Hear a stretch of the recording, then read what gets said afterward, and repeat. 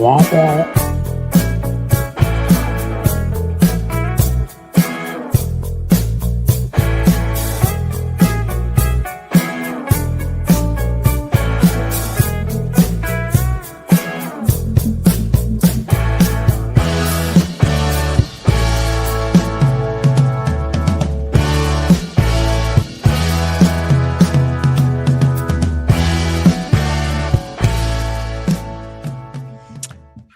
We're doing it live.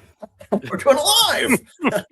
Hello, folks. This is Amped Up with Cliff Schecter. I am Cliff Schecter, but as always, the far more talented Emmy Award-winning David Shuster. Cliff, our number of the day, 36%. That is Donald Trump's latest approval rating, 36% according to Associated Press. He's at 62% disapproval. So if my math is correct, that is 26 points underwater, the worst that Trump has registered in the AP poll. I think this is even worse than any time in his first term. And the poll found, if you go into the substats of the data, it's found that people are disgusted with the deportation policy. And there's also a certain level of incompetence with the Trump administration that the public now recognizes. Just a little bit. So and that takes us, well, what's your reaction to that? And then I'll give you my incompetence story of the day. Well, yep, I want to hear that in a second. I just want to tell people quickly, we have Dean Obeidallah coming up in about 15 minutes. He may have a big announcement, which is going to be fun. So stay here and tell all your friends and family. But I would say my reaction to that numbers, other polls, you always do an average because polls are not so reliable these days. But you had some that had them at 34 and 35 before, but you had others that had them around 40. The fact that they're all starting to kind of congeal, if you will, much like Trump's piss cotton candy hair congeals in the sun. Around about 34, 35%. Not only does it tell you, I mean, we're barely above a third of the country approving of him, but we're marching towards goose stepping, if you will. 2/3 of the country disapproving of him. And that disapproval number is just as important. And the last thing I'll say is I want to talk to that 2% who are like, hey, I don't know. I mean, it could go either way. This guy doesn't do anything that really strong that gives me an opinion. So, well, maybe that 2% of people don't know what planet they're on. But here's my question for you. So, Cliff, have you ever been to El Paso, Texas? I have not. I was trying to think. I've been to a bunch of places, not that place. All right. Well, a lot of people. Very nice. What I hear. Yeah, and a lot of people for about 8 hours the other night, nobody was getting to El Paso, Texas, because the FAA shut down the airport. Now, the FAA didn't bother to tell anybody initially on the ground, local leaders, why they were shutting down the airport. They just said, well, we're closing down the airport for 10 days because of a threat that we can't talk about, which caused a lot of people to freak out. Like, what the hell is going on? It turns out that this was a threat we can't talk about. Yeah, it's a good way to... It turns out that this is related. Okay, go ahead. Related to some friction between Sean Duffy, the transportation secretary who oversees the FAA, and Pete Hegseth, who runs the Department of Defense. The DoD apparently had been testing out or wanted to test out this sort of laser beam device that shoots down drones. And when the FAA got wind that this test was happening sooner than anybody thought, the FAA was like, wait a second, we're shutting down the airport because... Maybe it's an alien laser.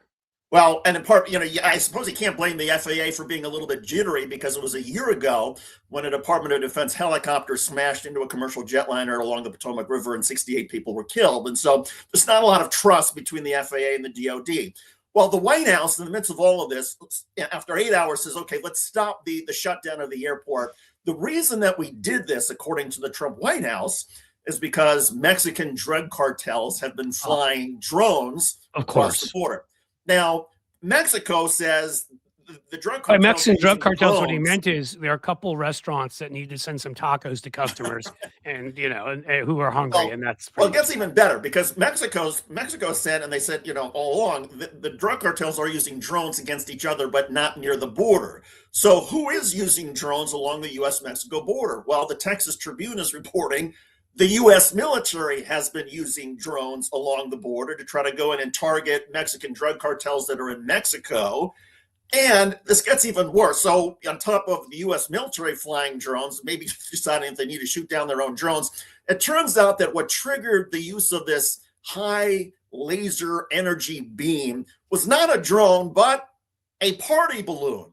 The U.S. Oh, for military saw fuck's a sake. party balloon, thought it was a drone. They aimed their energy thing at the party balloon. It's not even clear if they actually brought down the party balloon. So this means that whoever was flying the party balloon could still threaten us with a good time. But putting that, David, all I ask for, David, are sharks with freaking lasers here, and you can't. There's so many directions to go in with this. Like, I don't know what joke to make. What I mean, but like we've talked before, you've talked a lot more recently, very eloquently, which is much appreciated. About you wrote a column about the absolute fucking shit show that obviously that ICE is, and that it was a militarized version of INS created after 9/11 when we put together the Department of Homeland Security, and we did a lot of that on the fly quickly, even though there had been plans in place, where all sorts of and under that was aviation, by the way, but all sorts of things were put together. They don't necessarily belong together because these government agencies weren't talking to each other, and they needed. Yeah. They're still not fucking talking to each other. Right. Clearly, Sean Duffy's probably, filming like, Real World 114th season at this point. We're going back to Boston, so he can, with his wife who was on Real World San Francisco. Oh, and I got to stop you there because our friend Jonathan Larson had perhaps the line of the day. He was talking about how the FAA, has been burned before by the Department of Defense, and that clearly Sean Duffy didn't want to be caught with his pants down again. And then Jonathan Larson on the FA News Substack has the picture from Sean Duffy from his reality TV days where his pants are down.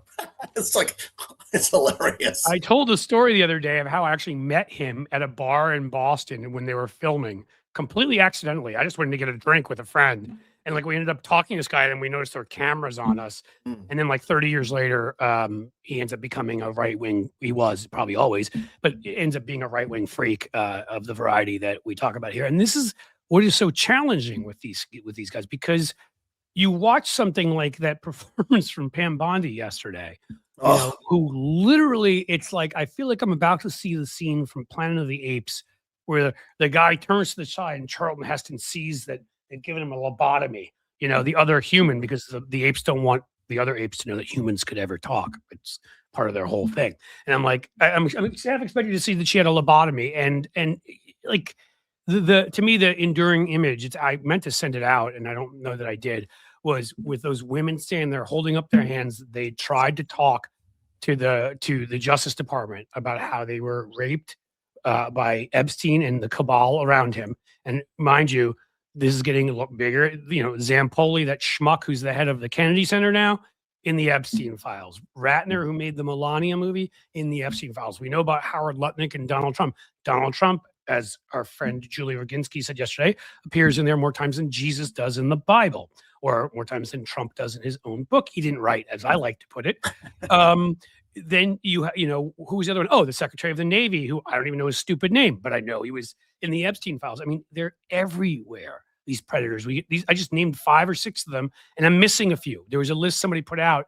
There's about a dozen of them serving Trump in high positions.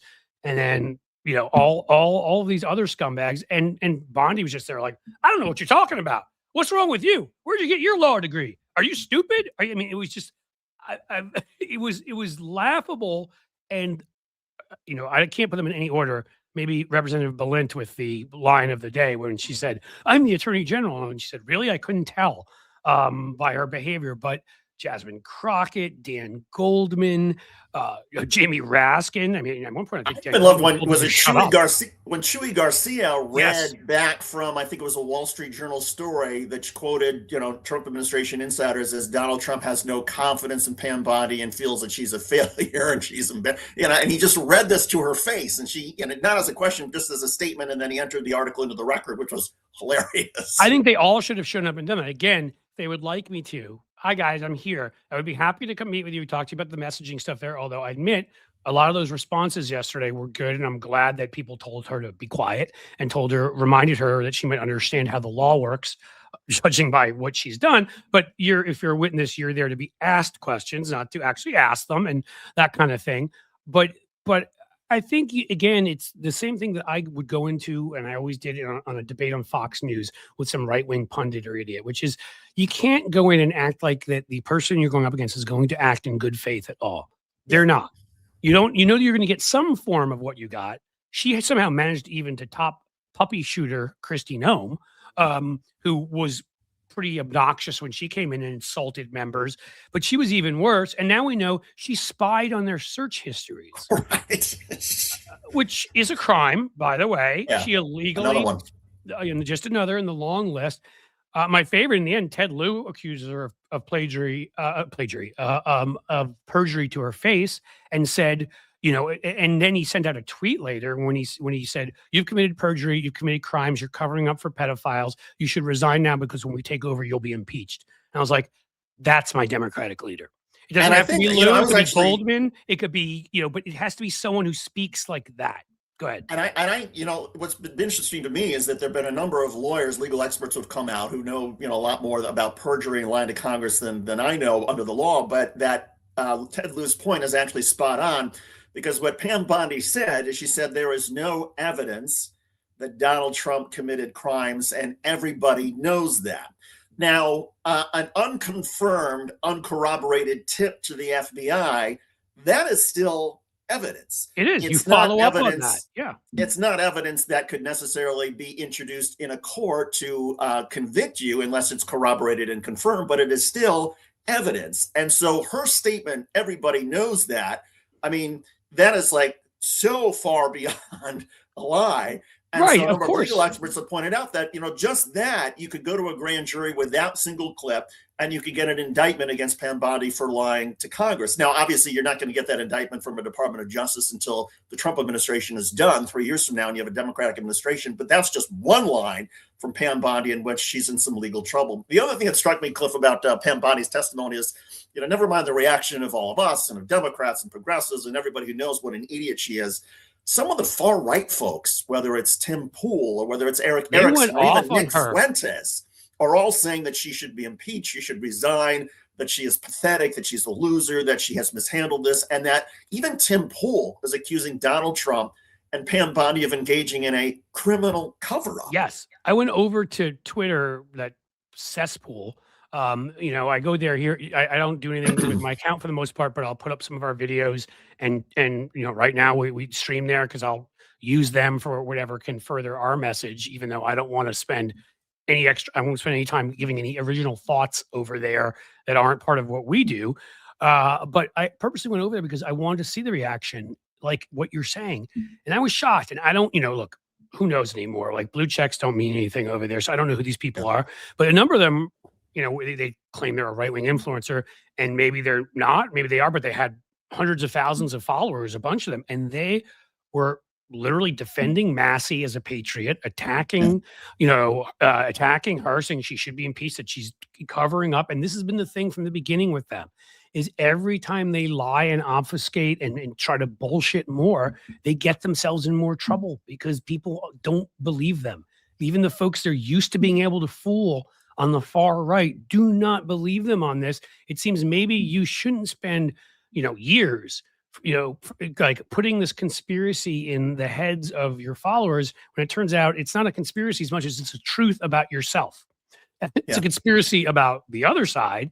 As usual, they're projecting. It's what they do. So, I mean, we started this all off with Sean Duffy and Pete Hegseth, just because normally you'd sit there and be like, wow, are those the dumbest fucking people in the world? But then I'm like, wait a minute, Pam Bondi's here. I mean, it is a collection of riches. If you're a comedian, if you're a democracy trying to have a constitution, it's not so good. And so I'm glad they called her out. I'm glad for the people that did. But again, I would advocate, and I'm going to guess my friend here, Dean Obeidallah, who is here and is going to join. Dean, how are you? Dean! Hey guys, hello. How are you, gentlemen? Hey, good. How are you doing, man? Good. I'm trying to get my head bigger. Is that possible? Maybe I can move it in like this, really close? Do that. Yeah, I want a good sight there. I've got to move back. You've got a solid dome going for you. Absolutely. Dean, we're talking about Pam Bondi, and I mean, it's we were just sort of amazed by how stupid and incompetent she is, but also the right wing is recognizing that she's engaged in some sort of, criminal cover up, and she's lost a lot of MAGA support. What do you make of what happened? And I want to ask along those lines the same thing, Dean, which is as a comedian, lawyer, airline pilot. No, I'm just kidding. Professional soccer player. But no, as a lawyer and a comedian, he is both, and maybe something else soon that you may announce on the show. Like, how would you tell Democrats to go in there? Because I would just say, as I was saying before, like, I think a bunch of them did a good job of responding, but I don't even go in with people like her and assume good faith. We saw how Kristi Noem behaved. I think you just need to go in with your lines to nail her and to just, and hit her on stuff, because the truth of the matter is that, she's not going to do anything but lie. That's how I would do it. I'd go in prepared with jokes and insults, and that's it. I agree with you. First of all, it's good to see both of you. I think that you're not going to get any honest answer, right? So you can't go in going, I'm going to get her on this. Your question is everything. Your question is the news. So Right. whatever you ask in your question, that's why some of them made long statements and at the end raised their voice like it was a question. Like Yep. and she got upset. You just said something for 4 minutes. Like, yep, that's what they did, because they know you're a bad faith actor. So Right. it's not like cross-examination of a witness at a trial. I used to be a trial lawyer, where the witness doesn't answer, you can get the judge, and the judge will direct the witness, and they have to answer. And their answers are the evidence for the case, not the lawyer's questions. In this case, it's the reverse. The answers mean nothing. They're going to be crap. We all know that. So the questions you ask are the key. So if you remember Congress, you're sitting there going, my question is going to include statements of fact that are true, because we're Democrats, that's what we do. And here's where we lay it out. And let her say whatever she wants. And if you want to be combative and fight, look at Jared Moskowitz, had a sense of humor about it. Right. I would recommend that approach as opposed to the screaming and yelling, because they want that on the other side. It's like the tears of the liberal, look how angry they are. If you're Right. just like be laughing it off and kind of smiling, and you're being funny, and the home audience is laughing, even though she didn't laugh when Jared was being funny, she didn't laugh, but you could hear laughter. Well, also, I agree. David brought up earlier what Chuy Garcia did, where he just read an article about how much Trump thought she was incompetent, or an editorial from the Wall Street Journal to get under her skin. I would do that and laugh the whole time and mock her. I think you're exactly right. You have to lose it with her. Just mock her, And Kristi Noem, I mean, look, and it's hard because we are good faith actors. You're doing your job. You're in Congress. You're doing oversight. You're doing the work for the people, right? It's any executive branch official comes in there. You're in Congress. You're doing your job. And you want real answers so the American people know how their dollars are being spent. That's why oversight is going on. They're not there. They're there to play. And in the case of, I think Pam Bondi, and I just wrote about it this morning for Substack, Pam Bondi was not just defending Trump. She's defending herself. This is a woman guilty of a cover-up of Jeffrey Epstein. And not just now, as I note in my article, Pam Bondi was Attorney General of Florida from 2011 to 2019 of Florida. Who else lived in Florida? Jeffrey Epstein. Who else was running a child sex ring, rape ring, and women trafficking in that time in Florida? Jeffrey Epstein. She made, as I note in my article, I went back and saw news stories, 2013, 2015, look at the child predators we caught, zero tolerance for trafficking, especially if children are at issue. How many times she investigated Epstein? Zero. Right. How many times she charged Epstein? Zero. There was her cover-up of Epstein for powerful men who could help her career, and not just Trump, but others, began when she was AG of Florida. And there was no statute of limitations problem because DOJ charged Epstein in 2019. At the end, the statute of limitations did not run for any of those crimes. She intentionally made a choice. And I wish when Democrats get control of Congress, they do investigation into that. It's relevant to their oversight responsibility. What did she do then? And it gives you insight to what she's doing now with our taxpayer dollars. Also, And I thought Florida, she can't be, get the pardon from Trump for what she did, laws she broke in Florida. Well, and to your point, Dean, I thought one of the most remarkable moments of the hearing yesterday, and it even showed up on Newsmax, was Gerald Nadler, congressman from New York, who Newsmax pointed out was sleeping throughout part of the hearing. But when he finally woke up, the question that he asked Pam Bondi was, how many of Epstein's associates have been indicted? And she, couldn't answer and said, well, this is, the Democrats are trying to make President Trump look bad. And to me, that was like, that's the ball game right there, because what has infuriated so many of the right wingers, Tim Pool and Newsmax and all these other folks, is that there is a group, and they put Trump out of this. There is a group of associates of Jeffrey Epstein whose names have continued to be redacted and blacked out in these files. A couple of them have come out because Massey and Ro Khanna were able to, push for it. But there, for the most part, there's 20, 30 very powerful men who continue to be protected, and the right wingers see this and they want to see that list. Well, Massey says he has the whole list at this point, right, on a flash drive. So speech and debate clause. Why doesn't he just get up and read them? I mean, well, Roe did. By the way, I wish the BAM image was bigger, so it just covers my whole face, and you just see just lips. Just me talking, because this isn't big enough, you guys. Sorry, okay, it's banned. No, it's okay. I'm joking. Look at Lawrence. Lawrence is like magic for us. Very good, Lawrence. Lawrence is going to put over my forehead now. I had on Lisa. Cliff's forehead. There we go. Better. There you go. Move it right to the middle there.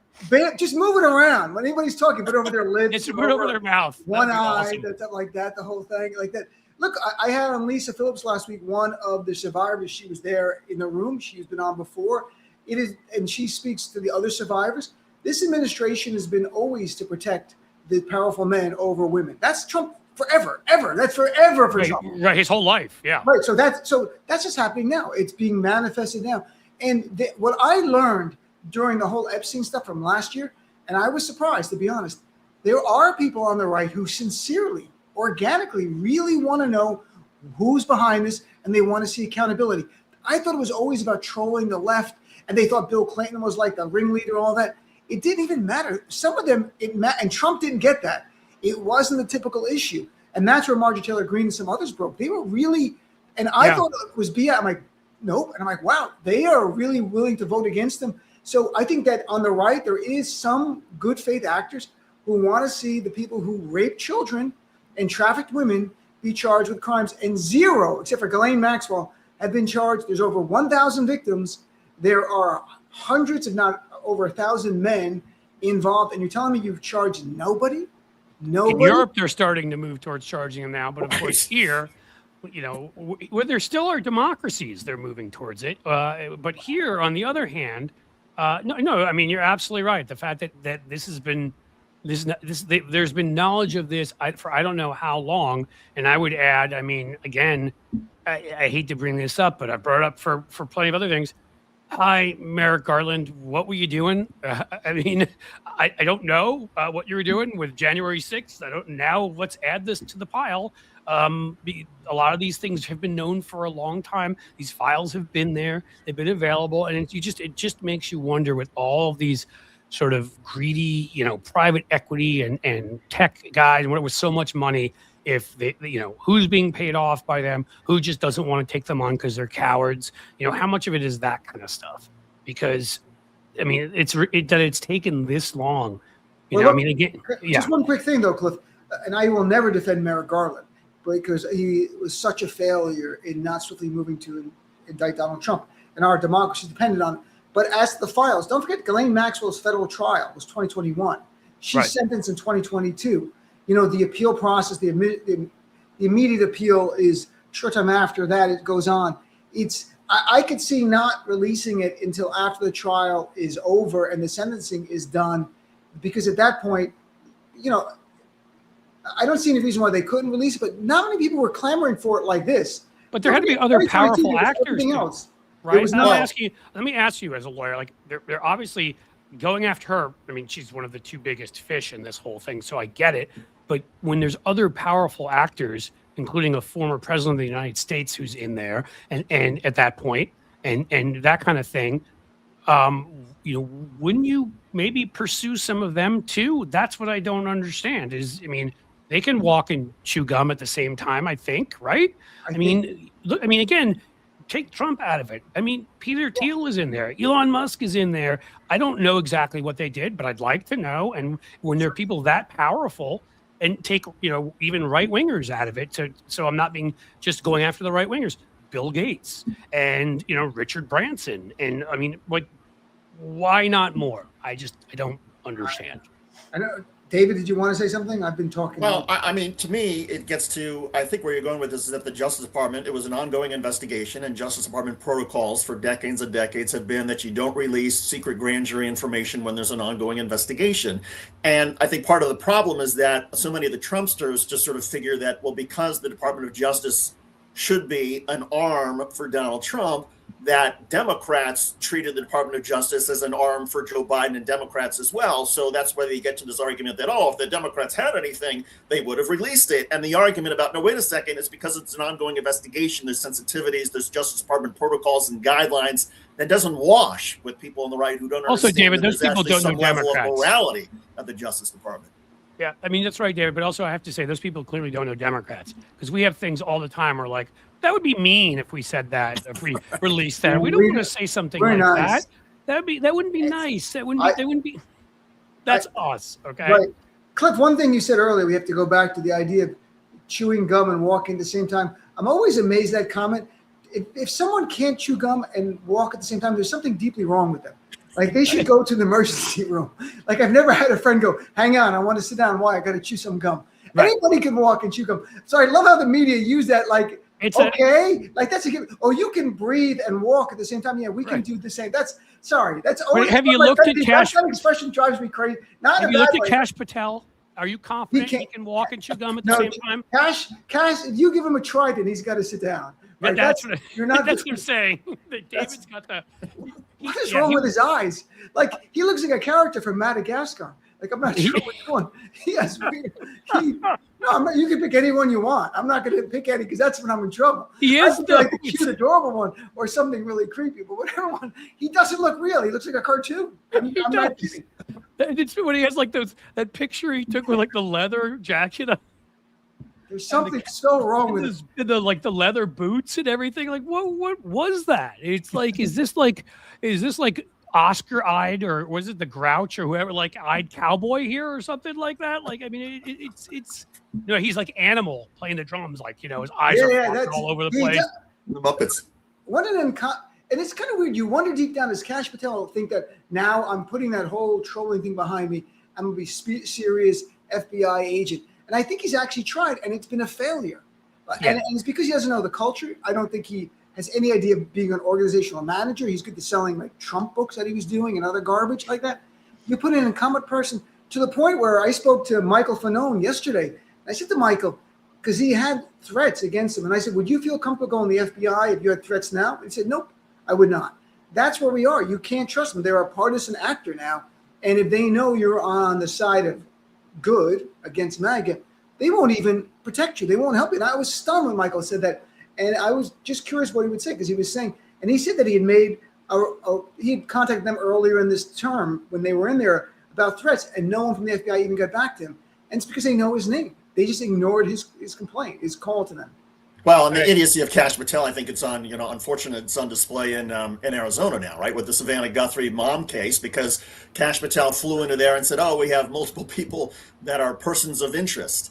And all sorts of police say, no, we don't. Did he learn it from watching like Hill Street Blues or something? If anybody can mess up this investigation, it's going to be Cash Patel. And, it's one thing to mess up sort of an ordinary criminal investigation, but when you're talking with somebody who's as popular and well-liked as Savannah Guthrie, right, and now that investigation into her mom may get screwed up because of Cash Patel's incompetence, well, then you have, never mind the criminal issues, you have the the PR problem that Trump's. I feel like you watched an episode of NYPD Blue once, and like that's what he's going completely on that. I think he's following Death of Stalin, which was a great movie. I think it's much more like comedic and incompetent, and just round them up. Here's the list. Make sure you shoot this person in front of the other person. Really? No, reverse that. The other people. That's the kind of thing. Like, so why? And that was that. Or it's springtime for Hitler. Springtime, or Princess Bride. Was there a time like Gilder? They just round up some of the people and you put them in there. Let's hang a few of them. You see, we got the bad guy. Everyone go home. It's like, you killed my father. Great satire works for a reason, because it does. All of this that we're actually living. I wanted to point out just again, this isn't funny, but in some ways, I want people to understand the ultimate irony. As I'm sitting here in Cincinnati, it's about 2 hours away from, hour and a half from Columbus, which is David's favorite city. As a University of Michigan guy, he loves it in Columbus. Well, let's talk about this for a second. The guy chairing the freaking committee yesterday was Jim Jordan. Mm-hmm. So I want you all to understand that Jim, G-Y-M. Yes, GYM Jordan. So that I want everybody to understand that one of the biggest of the pedophiles on the Epstein list is Les Wexner, a billionaire located in Columbus who went to Ohio State, who also another one they caught was a I think a professor at Ohio State who of course had an endowed chair, I believe, from Les Wexner, who's given them, he owned the Limited, that should shock you too. And Victoria's Secret, right? He was the CEO who started Victoria's Secret. Victoria's Secret. That should shock you too, because it doesn't seem like the kind of thing that guy would do. But here's this billionaire in Columbus, who the one guy who let Epstein manage his money. Epstein would fly out to Columbus and stay at his place and all of this. Graduate of Ohio State, has put a ton of money into the school, and clearly this professor who was tied into Epstein. And then on top of all of that, the guy chairing the committee is Jim Jordan, who is while he's a coach at Ohio State, 3 different wrestlers, an assistant coach, and a referee have all said under oath that Jim Jordan knew exactly what was going on when Dr. Richard Strauss was molesting these college-aged men on the team. I mean, just what I said should destroy an entire political party, but it doesn't. It doesn't, nor does the fact that Jim Jordan is the most mentioned Republican member of Congress in the January 6th report, and that Jim Jordan was the key significant player. That's the way they termed him. No other member of Congress was discussed as much because Jim Jordan did far beyond going on TV and lying about the election. He coordinated phone calls. He talked to Trump on the day of January 6th. The day before, he was texting Mark Meadows about what Mike Pence should say on January 6th, how to reject everything. They were involved. He was involved in messaging. And the hotel, which I can't remember the name of it, where they were all meeting, he was key part of that. I don't know. Maybe he was. I'm not sure. I haven't read the January 6th report in a while on Jim Jordan, but I remember writing about this. And then how Jim Jordan was actually a criminal co-conspirator in the sense Trump committed crimes. He was charged with 4 felonies for attempting to overturn the election. Jim Jordan should have been charged because he took overt acts. That's more than just going on TV. He took overt acts in the furtherance of this illegal scheme, which was to overturn the election. And again, he led a phone call with Trump and other people in that orbit like a week before, including how to get the people from the ellipse to go up to the Capitol and be there. So Jim Jordan should have been indicted, and he hide behind the speech and debate clause for doing that? No, this was not. This was all phone calls. I don't know. I don't know what extends where. I'm asking. He was plotting the whole thing on phone. The speech and debate clause, it probably extends beyond being in the well of Congress, but this was plotting to commit a criminal conspiracy, and it's different. And Jim Jordan was also subpoenaed by the January 6th committee and blew it off, and there was never any repercussions because they were near the end of their time. So look, this is who the GOP is. That's why if we lose any more elections, the Republic ends. Like, this is it. This November is Gettysburg for us. It is the Battle of Gettysburg. We become Caligula. I mean, honestly, that's what we're looking at, folks. Just understand. Let's talk about some elections, and I understand that there may be some news, Dean, involving your future and political ambitions and what you're thinking about. There's a Substack I read. I'm exploring a run for Congress. Here is why. It's by some guy. Right. Oh, it's Dean Obeidallah. That's who it is. Look, I am sincerely exploring it. In fact, I met with people this morning, but I'm not sure if I'll get to the point of actually running. And it might be late in the cycle, but it comes from this place that as I write my article, like, I feel like I should be doing more in the fight against fascism. We are at war, and it's a war that Donald Trump declared upon us. And our republic, our democracy is literally on the line. Every day we are reminded. So my question, Cliff and Dave, that I go through my head, am I going to ask us for campaign contributions right now? No, because we're not even at that point. But it's the question I ask all the time is, am I doing enough? And am I more effective with my radio show and in the media than like giving up or at least taking a break from my radio show and media stuff, writing to go campaign? So that's where it's more effective, or being a platform for other Democrats, other progressives, and other organizations that protect our democracy through my show. So that's what I'm really grappling with. Winning in the district where I am, objectively very challenging. Is that the one? First of all, what district is it? It's a 12th congressional district. It's Manhattan. It goes from 14th Street to 96th Street. There are literally 10 candidates. There are 2 assemblymen. Is that Schlossberg and Conway are in that one? Conway. But what it's missing is a comedian. And there's not a comedian in this race. That's what America's clamoring for. The 12th district is spoken. Absolutely. And they're like, we want to do Nadler. That's Nadler's district, right? Yes, he is. He's retiring. Like, if I do it, my events will all have a cover and 2-drink minimum. like every speech I give, it's going to be. If you just get up and say funny shit, I promise I will support you in any way. That might be enough. But look, it really comes down to outgrowth. Like, what more can I do? Because on policy, some of the progressives we line up, I'm really lining up well with some of them. It's not like the only thing that I would talk about more would be about Palestinian issues, Palestinian humanity, being a Palestinian heritage. But that's the only. I mean, disliking Jews like me and David, right? Right. I know you're kidding. I love you guys. You two. Dude, come on, man. You're the Come on, only man. two I like. So there's no. I've known you long enough. I have to believe I can joke with you about anything. So go ahead. You can't. I'm going to leave now. So the point is, except for maybe the Middle East, that's really it. Every other issue is being covered in a way that I would do it. So it's really a question of, does it make sense or not? And that's what I'm exploring.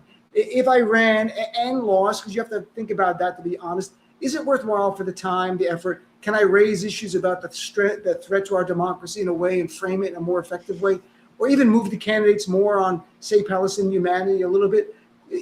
That's possible. But that's the question. I'm sincerely talking to people nonstop in the district, people who are political activists, just Democrats. I think it's my district where I grew up. I mean, so does it include like the East 20s?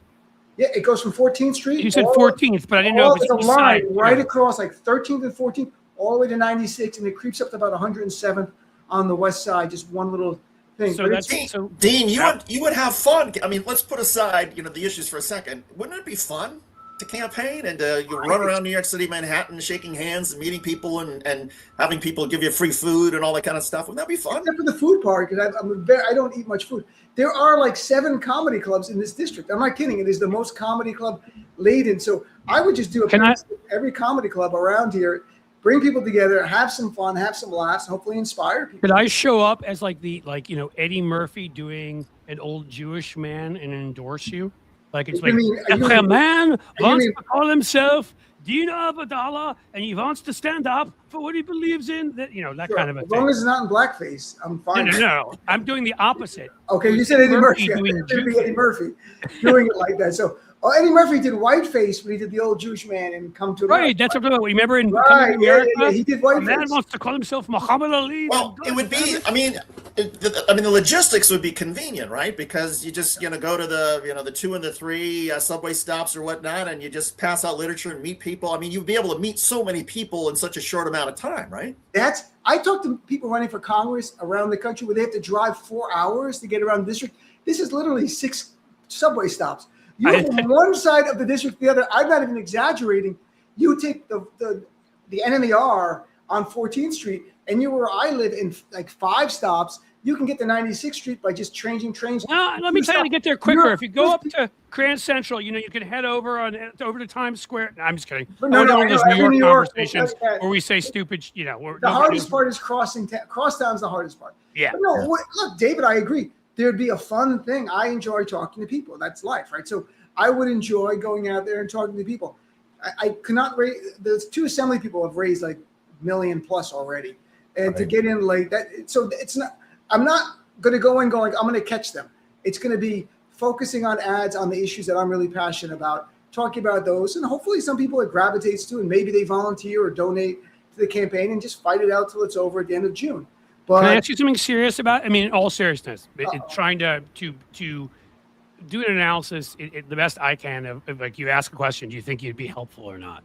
Do you have to, if you run and you were to not, do you have to give up? You probably have to give up your radio show. I'd have to take a leave of absence. Okay, so it still is there for you. For the FCC, once you become a qualified candidate, which means not announcing, as I've learned, it's actually giving your petition of ballot signatures in and being certified.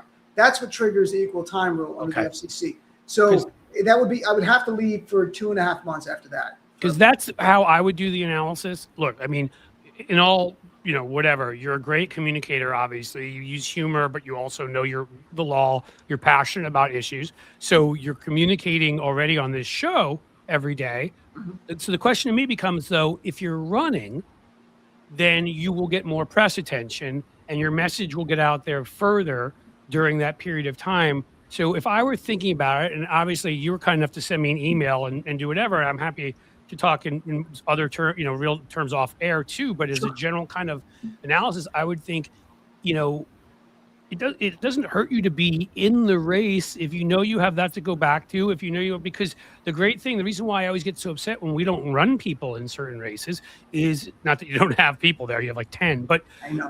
but you have a perspective and an important one, your background, a lot of things about you that I think you could add to it, and you're a good communicator. And so that tells a story.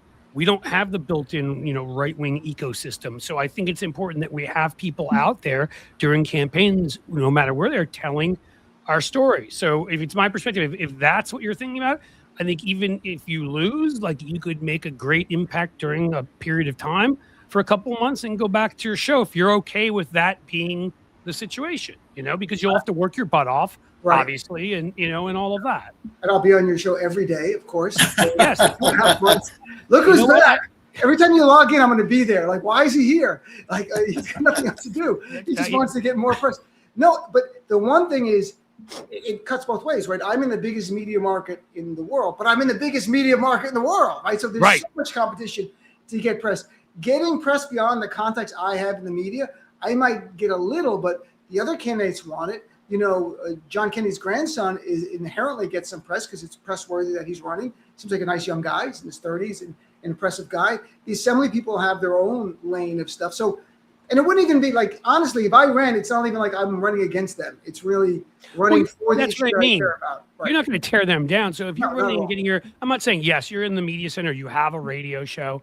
Still, like, the press focuses in because of the horse race crap on these races in a way they focus on nothing else. And I still think if you were out there with a message, went to debates, things of that nature, that in that way, maybe you could reach more folks. I'm not saying, I don't know. It's a hard calculation. Right, in my brief. I thought what do you guys think of this? Because, Jack Schlossberg is the Kennedy, but his last name isn't Kennedy. What if I claim I'm the Kennedy?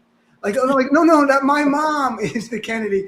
Yeah, I know. Like, no, I look younger on pictures. Dude, you can win the Q vote in the race. RFK Jr. still. Dean, here's how I would evaluate it. I mean, here's what's your David Shuster? He's a real journalist. Come on. My evaluation would be, look, first there's the financial security, right? If you've got an opportunity, if the job is going to be there, if you run and you lose, and you can go back to the radio show, and that's pretty certain. I think there's nothing to lose. I think, first of all, you would be a great candidate. People would enjoy meeting you and talking with you. You're a terrific communicator. I think you have a lane that would be different from Schlossberg and some of the other folks. And in a race with 10 candidates, it's not like you need 30%. If you can pop you have a big moment, 6% right? initially, and you're competitive, then maybe it goes up in the last couple of weeks of the campaign when people realize, oh, this Dean guy, he's a front runner, and I think you'd be great. What if we all just say Dean is the front runner over again Let's just start on here? Just keep repeating it. Yeah, I would have quotes like a movie review. The front runner, David Shuster. It'd be like, I'm telling you, man, we could do it. Just keep saying the front runner, Dean. The other idea I have is you brought up that Nadler was asleep the other day when he was in the thing. Yep. So here's my idea for you. You ever see Back to the Future Part 2? Of course. I've seen it. So you show up while he's asleep as Darth Vader from the planet Vulcan. If you remember, that's how he showed up to get his dad to ask his mom out on a date because he had messed up the whole thing. You're like, I am Darth Vader from the planet Vulcan. Yeah. You want to endorse Dean Obeidallah or your life or the lives of Americans will be at risk or something while he's like half asleep. Just an idea.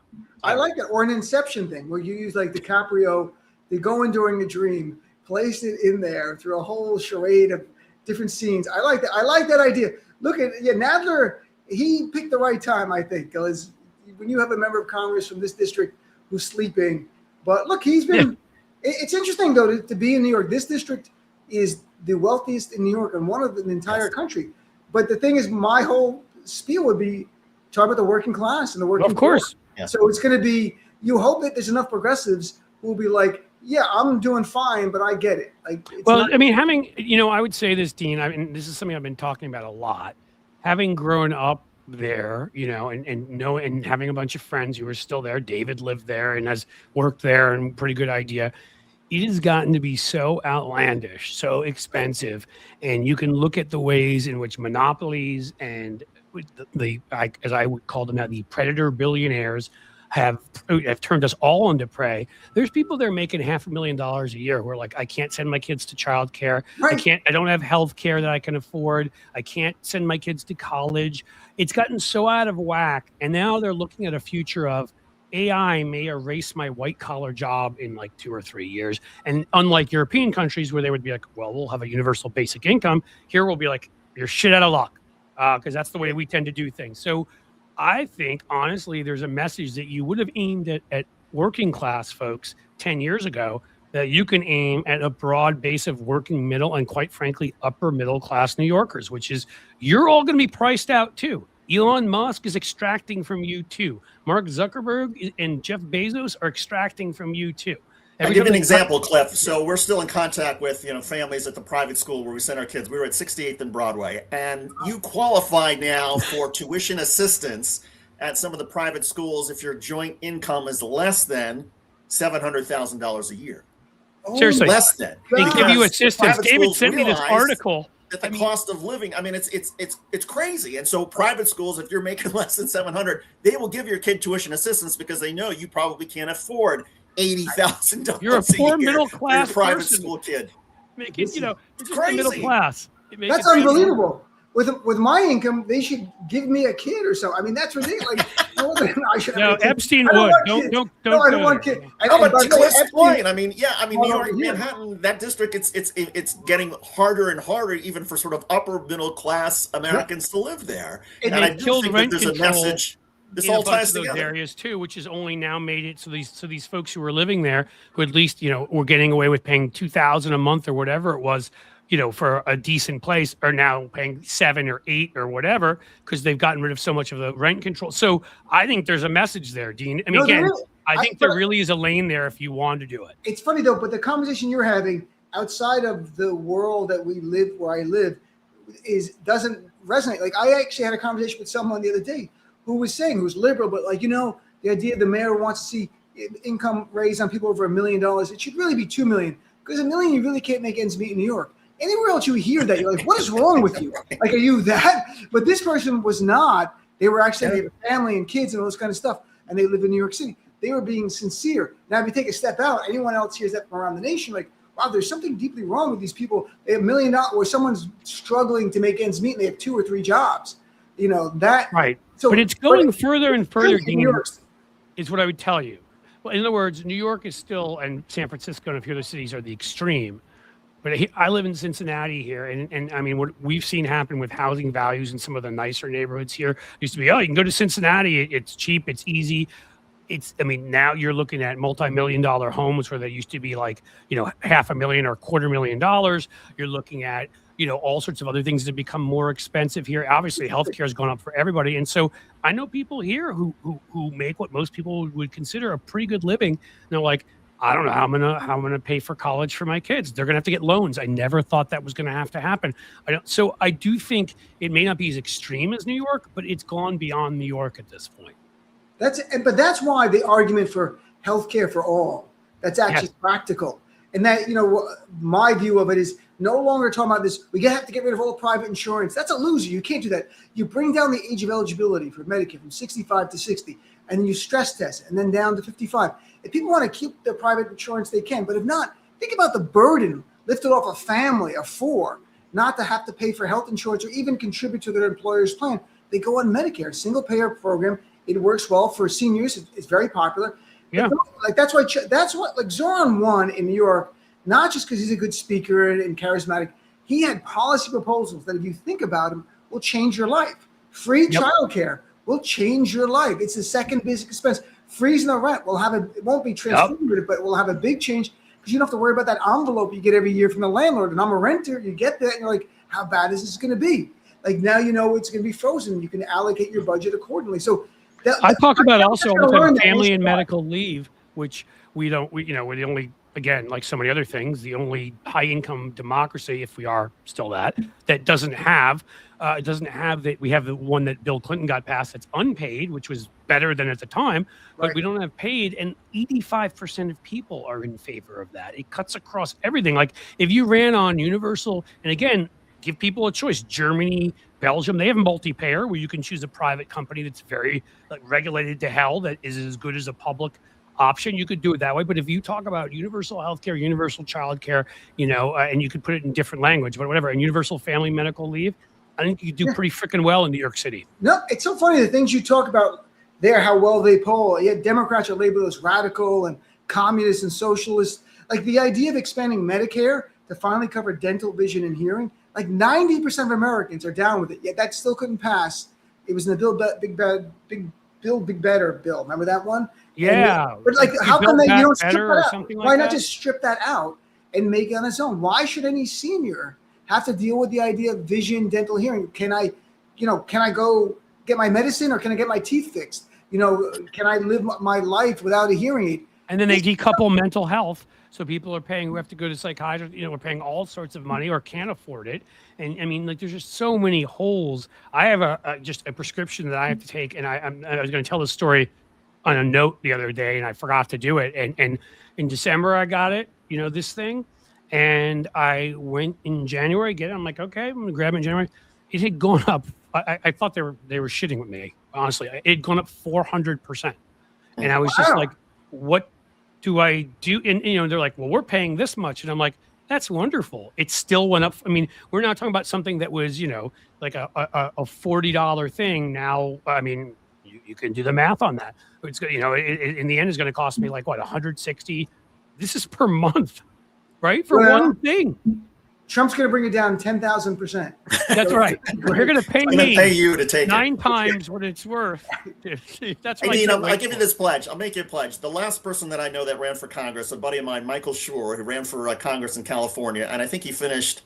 I thought he was great. He ended up and he finished fifth out of 7 guys. There were 7 people who were running, but he had a whale of a time. I mean, he had so much fun, and he was in his element and a great communicator. And I have to say, personally, like, I went out one day and I canvassed with Michael Schur, and I haven't had so much fun in politics in a long time. So I will pledge to you, if you run, I will come down. I'm in Connecticut. I will come down to Manhattan. I will canvass for you, and we will have a too. I'm coming back to New York, baby. This is great. Fun. I've got 2 volunteers. We're on board.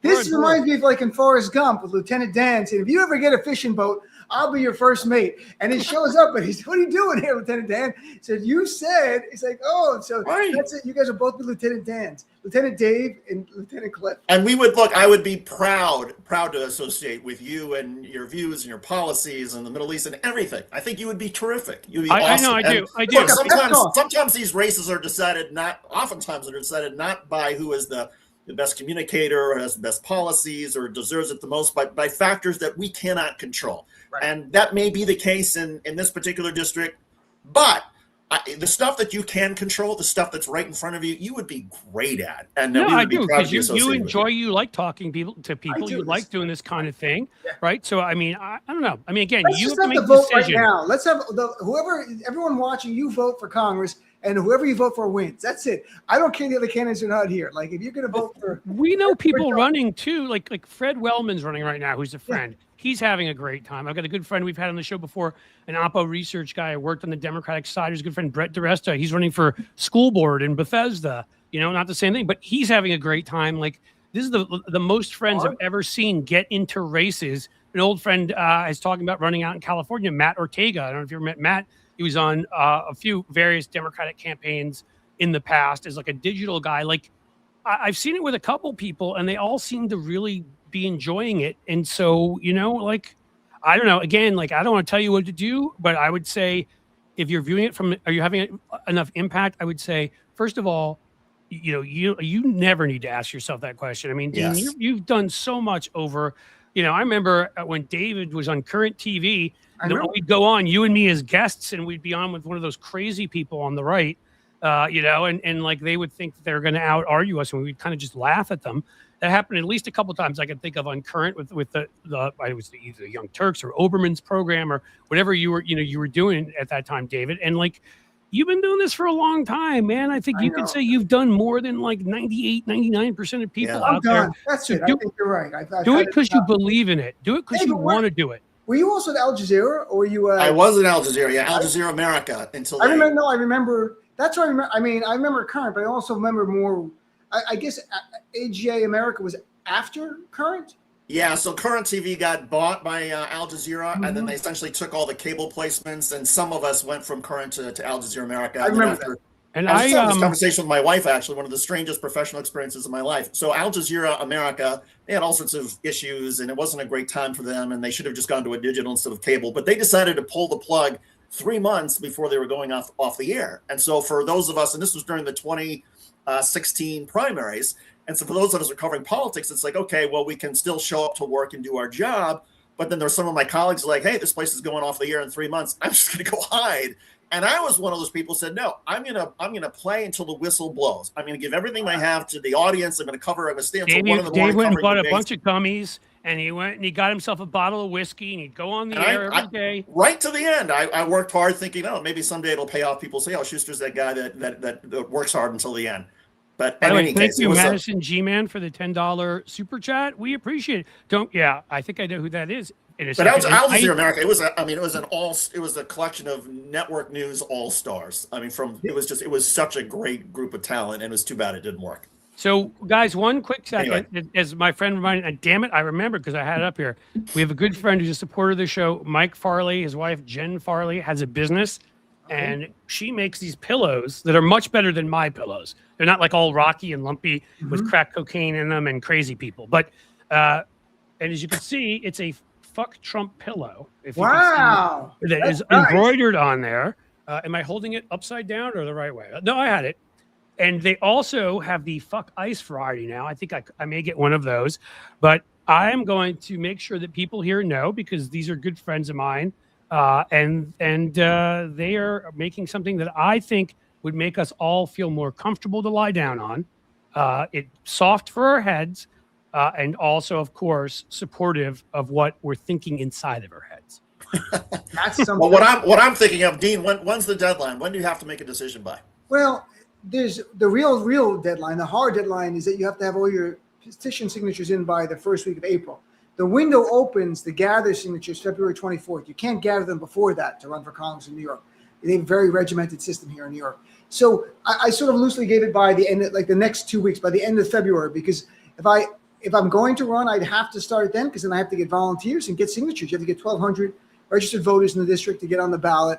And then you'd begin raising funds and talking to people and go from there. But right now I enjoy talking about it. I enjoy talking about the issue. That's why I have a show 3 hours a day talking about this stuff. So again, maybe the focus. You could invite us on sometime, Dean. I mean, I'm still waiting for an invite on your show. It kind of hurts. Do you have like the website ready to go and the domains and all that? No, I don't know. I mean, I bought a while ago. I'm gonna buy Dean for Congress. I'm gonna buy it. I bought deanfornewyork.com a while ago. All right, that's it. But I know website. No, because I think you get Palestinian Kennedy is what you get put up there, and that should be like, what is that? It's what I am. I'm the Palestinian. You're like, I'm really the Kennedy. I'm the Palestinian His name is Schlossberg. That's a middle. I don't know who that Schlossberg guy is or what the hell it's that means. That sounds suspiciously un-Kennedy-like. I've always liked the Kennedys. I'm going to go with it. I'm the Kennedy. People are like, you're the Kennedy. I'm the Kennedy. That's it. How can you disprove it? You know, my mom's the Kennedy. Like, really? Sort of. Speaking of moms, and my mom, who is a dedicated, loyal viewer of this show, and without even talking to her, I can read her mind. And right now, she's going to say, "How do I help Dean Obeidallah if he does this run?" So here's my question, because I guarantee you, Dean, she's the first person to buy like merch from Blue Amp Media. She is so awesome and has grabbed so much of our stuff. She will be the first person to contribute to your campaign if and when you make that decision. So if you do make that decision, what do people do? Where do they find you? How do they say, hey, I want to support Dean? As of now, it would be following me on Substack. So I'll make the announcement there on Substack. It's just the Dean's Report, or just Google Dean Obeidallah, or people. I'm going to put in your article where you announced that you were considering. So folks, here you can go click on this article, and of course, while you're there, you can subscribe. Yeah, please do. I'm very needy. I would like, you don't have to do any payment. If you'd want to, of course. I put in the wrong thing. I put in the StreamYard thing because I'm an idiot. Hold on, folks. All right. Well, and so Dean, just to give you a heads up, so when Susan from Indiana, who is a national tennis champion, donates to your campaign and reaches out, that's my mom. That's great. Well, Susan, I'm ready to take your money, but we're not there. Not yet. We're not at that point. And again, we might not get to that point. Maybe a future thing, but I really feel like this is the time and a wages I feel that we honestly are at war, and I feel like I should do more, and we'll see. And if not, I will just lean in more to my show and even do much more activism outside of my show as much as I can. We can talk to you about that because, you know, I will say this seriously. Like, if you run, totally supportive and do whatever we can. Otherwise, we've had some great folks on this show who are doing, you know, all sorts of amazing things on the ground, activism. Like we had on, was a week ago. I just lost track at this point. Miles Taylor, who's anonymous and all that, and he does some amazing things on the ground. We're going to be working with his organization to use this platform that I don't know how we got, but grew to a pretty big size, and try to promote what he's doing and let people know where they can be active on the ground to help protect the elections coming up, because we know they obviously are going to try to steal them because they know they're going to lose, get crushed by God knows what margin. So, you know, if you have ideas, I mean, I just think on the progressive side of media, we don't get the billionaire funding. We don't get to this. We don't get to that. You've got a great radio show. We've got a pretty big audience here. Yeah. There are ways we can work together and amplify what you're doing, and you can amplify what we're doing. I feel like a lot of us should be having these kinds of I just got my George Soros check, though. I should show you that. That's awesome. Hey, Dean, we stand for your success and your happiness, whether you're a candidate or not. We love you. We love you dearly, regardless of what you decide. Man. Cliff, thank you guys. Now, it's like having Dean Martin on, but the Palestinian one. Like, it's and I'm also half Italian, so there is the Dean Martin connection. Oh, look at that. I'm half Dean. I'm half Palestinian, half Sicilian. Well, half Palestinian. Keep us posted on what we can do. I will. Way, I'll let you know. I'll know in do. the next couple of weeks. But thank you guys so much, and thank you to your Great audience for tuning in and some of the nice comments. Some people listen to my show and they wrote some nice things. So thanks, guys. Have a great day. Absolutely, our pleasure. Thanks so much for being here. And Cliff, what a great show. I love the shows where we can be very serious, but we also can find things to laugh about. It just makes my soul feel better. So I'd feel bad. I think there's like where are we? You know, I feel bad if I didn't promote the fact that, guess what, folks? Round 2 of Tequila Talk is coming up tonight. I'll be on with Joe Walsh at 6 p.m. We're going to be talking about, actually, from now on, we're connecting our tequilas to what it is we're talking about. A great 1800 tequila here. We're going to talk about how that ties into DC becoming the swamp, and the stories of those that made it that, and the billionaires right now who are preying on it. So we're going to tell you some things you don't know, and we're going to drink tequila. So join us at 6. This is awesome, David. I know you got kids to go pick up. Yeah. I mean, who really needs to pick up kids, though, right? I mean, they'll figure it out and walk. They'll be fine on their own. They'll figure out how to do it. I have a younger one show, my friend. Well driving, and I'm like scared out of my mind, but excited for him. So, in any case, David, thank you for being here. All of you have been awesome. Thank you all for being here. And, you know, as the sun sets slowly in the west, we bid you a fond farewell.